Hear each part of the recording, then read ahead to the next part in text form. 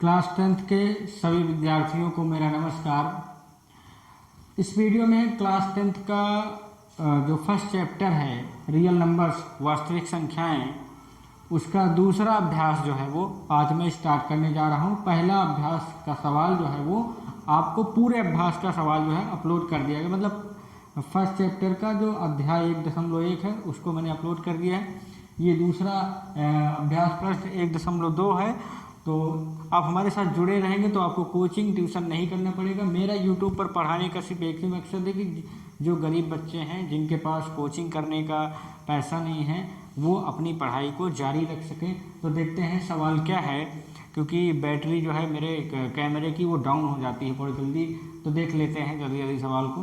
तो देखिए यहाँ पे जो अभ्यास प्रश्न 1.2 है उसमें इस टाइप के सवाल आएंगे, बहुत अच्छे तरीके से मैं बताऊँगा। चलिए देखते हैं।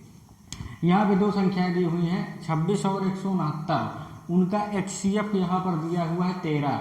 यहाँ पे 13 हो सकता है आपको दिख ना रहा हो, लेकिन यहाँ पर जो है वो 13 है, मतलब 26 और 169 का मासा जो है वो 13 दिया हुआ है। और अब क्या ज्ञात करना है? LCM ज्ञात करना है। किसका? 26 और 169 का LCM पता करना है। तो इस प्रकार के सवाल में दो संख्याएं दी रहेंगी, जैसे एक संख्या 26 है, दूसरी संख्या 169 है। इसका मासा दिया हुआ है और इसका लासा पता करना होता है। तो इसका एक सूत्र होता है LCM गुणे HCF बराबर दोनों संख्याओं का गुणनफल कह सकते हैं, या पहली संख्या गुणे दूसरी संख्या, दोनों संख्याओं का गुणनफल। आपको बोर्ड पर ना दिखे तो मेरी बात सुनाई दे रही होगी, आप समझ लीजिएगा। ये इसी फार्मूले से आप कुछ भी पता कर सकते हैं, मासा पता कर सकते हैं, लासा पता कर सकते हैं, और एक संख्या दी रहे एक ना दी रहे तो उसको भी पता कर सकते हैं।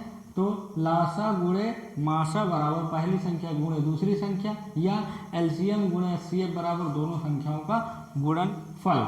तो यहाँ पे हम देख रहे हैं कि लासा कितना दिया हुआ है, लासा दिया नहीं है तो लासा हमें पता करना है, मतलब LCM हमें पता करना है। तो LCM नहीं है हमारे पास। HCF यहाँ पर दिया हुआ है 13, यहाँ पे 13 दिया हुआ है।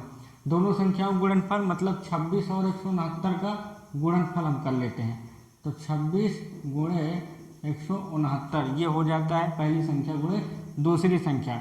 ध्यान से देखिएगा, आपको कहीं और पढ़ने की आवश्यकता नहीं पड़ेगी, बिल्कुल यहीं पर देखिए। LCM हम देख रहे हैं कि LCM के साथ 13 जो है वो गुणा में है, लेकिन जब इसको हम पक्षांतर कर देते हैं यहाँ पे तो 13 आ जाता है। देखिए यहाँ पे बटे में आ जाता है, ठीक है, भाग में आ जाता है।